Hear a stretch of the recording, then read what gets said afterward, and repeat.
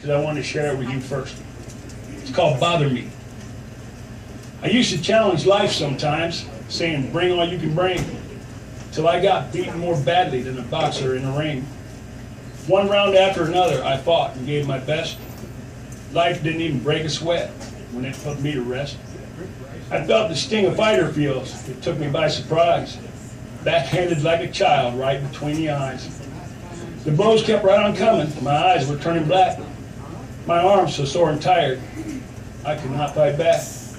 I tried to turn and run away, but I just ran in place. I never saw it coming, a roundhouse to my face. I swear I heard life laugh at me when it saw me start to cry. It lifted me up by the chin, then punched me in the eye. I called my mother, please come quick. Life's treating me unfair. She said, quit your whining, get your ass in there. Back in I went, all fighting mad like I was back for more. When I thought no one was looking, I slipped out the back door. Soon the swelling went away, my eyes once more can see. But I don't challenge life no more. Life don't bother me.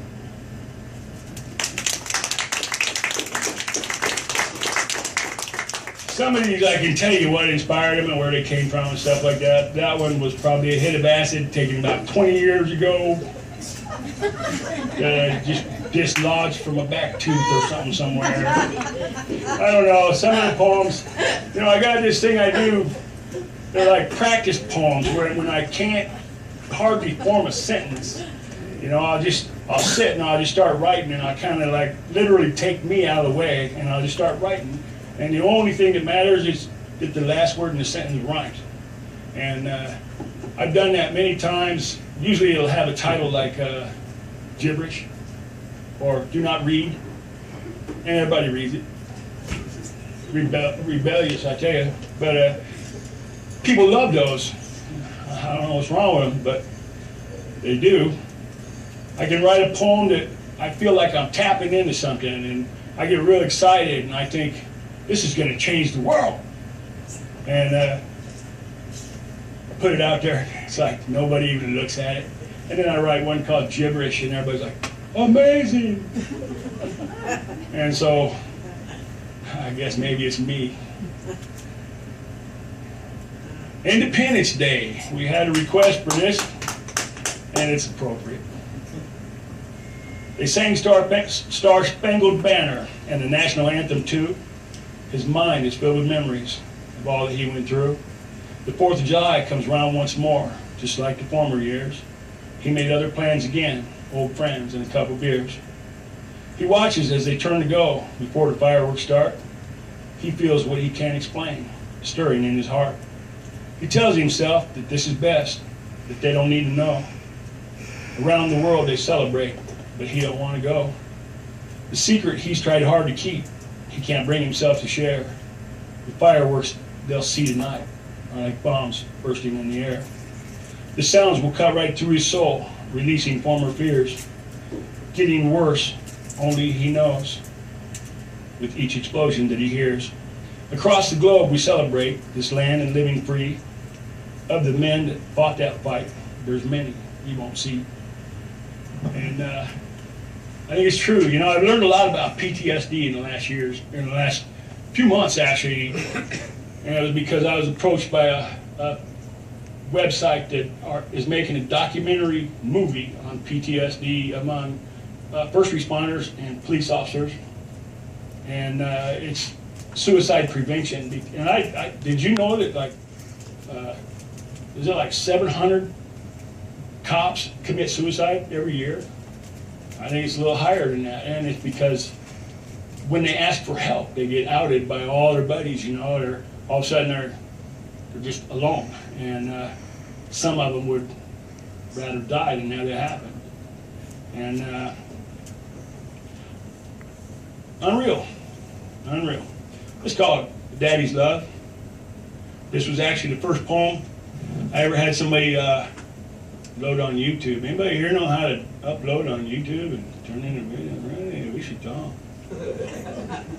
I could keep you busy for a week or two. How old are you? 18?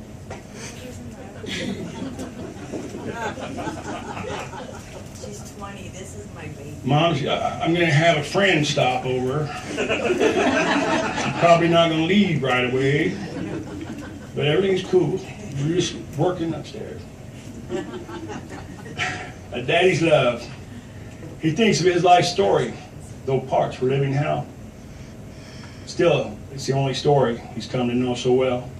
He held her as an infant, and with all that he might lack, he prayed just to see the day her lips could kiss him back. Without knowing what to do, he kept his daughter warm, knowing there might come a day when she too faced a storm.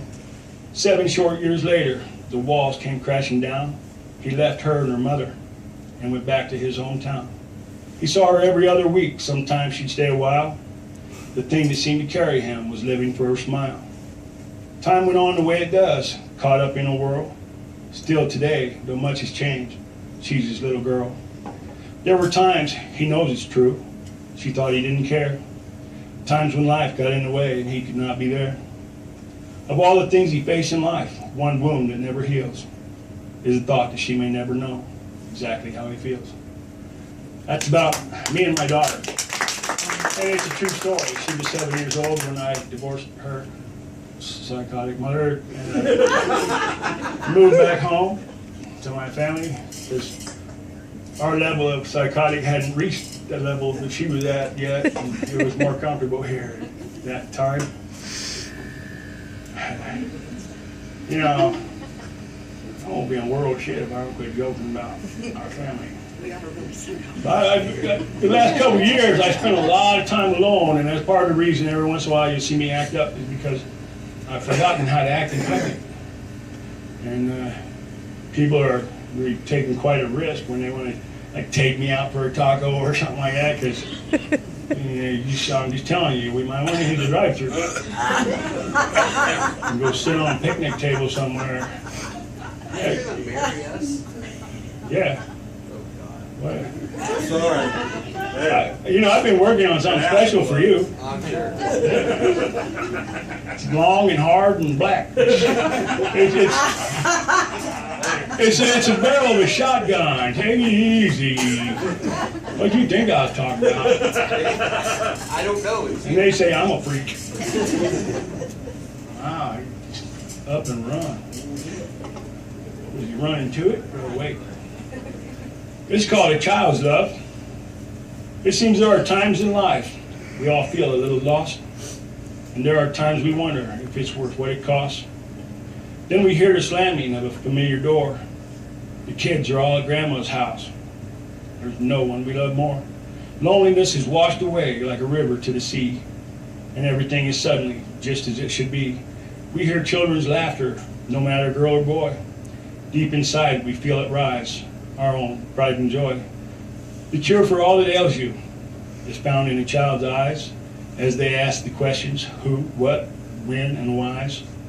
They see the flowers blooming, to them a mystery. It seems they open up our hearts, helping us to see. It's the simple things in life so often that we miss. The flutter of a butterfly, the tickle of its kiss. A raindrop on the flowers and the way the flowers bend. Like a heart of a child, only one thing helps it mend. You can search the world over, from below and up above. What makes the world go round is in a child's love.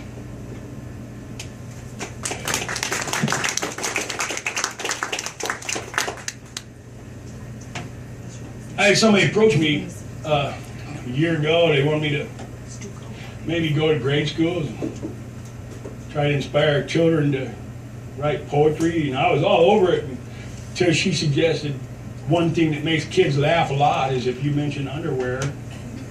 And I'm like, I'm not going into any grade school anywhere, no junior high either, nowhere. I'm not going nowhere to no school and talk about underwear. I'm not going to do it. I like home cooking. I don't want to eat out of a prison. I hate their cornbread. I heard it's bad. Eating with a spork. Can you imagine eating with a spork the rest of your life? Or you gouge somebody's eye out with it. Never sleeping. This is called A Few Things. Uh-oh. It's got a mention of a child in it. Now we're talking about underwear and grade schools, and now I'm all weirded out. Sorry. I used to go to church a lot, and now I think about it, but I don't quite get up that early on Sunday mornings. I'm working on it. It's my goal to get up before noon on Sunday sometime. But they tried to get me involved with a children's ministry, and I got to tell you, little kids freak me out because they're so innocent and unseen. You know, I mean, they'd come over, they'd go like this, like they want to tell me a secret, and I'd bend down and they'd wrap their arms around my neck and not let go. And I mean, it was awesome, but I don't even know the kid. So, man, we better find your mom and dad, or somebody carries you out of here. If he had any kind of a card that said he could mow a yard and do windows and stuff like that, I might have thought about it, but I'm teasing. That was the worst one I told so far. Okay, a few things. The innocence of a child, a heart that's not been broken, a warm and loving hand to hold, I love yous that's been spoken, a leaf that's blowing in the wind, a tear that's not been cried, a promise that's been kept, a lie that's not been lied, the birth of a child, the way a mother loves, on a cold and windy day, a nice warm pair of gloves, sheets out hanging on a line in the warm spring air, two arms wrapped around you to show you that they care, laughter in the distance, someone to hold you tight, laying in a meadow counting stars at night, a smile from a stranger, a handshake from a friend, a sunrise over the ocean, a day you pray won't end, a reason for the season, the rainbow in the sky, a raindrop on a flower, a single butterfly. These are just a few things that God keeps right on giving for all of those like you and I here in the land of the living.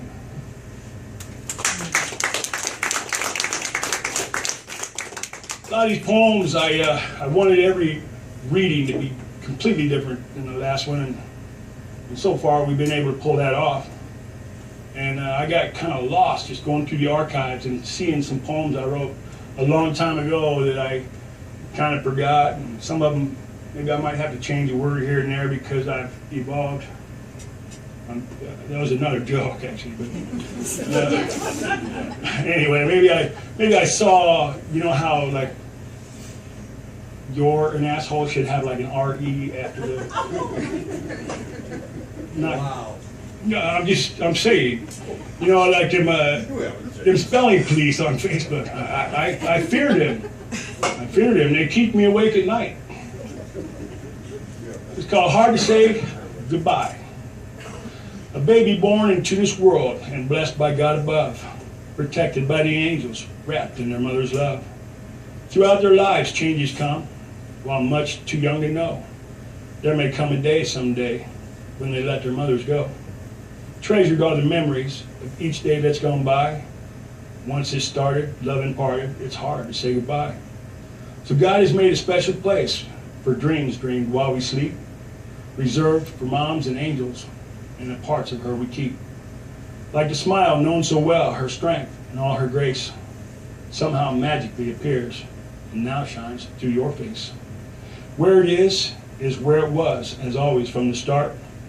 When a mother really doesn't leave, she just moves into your heart.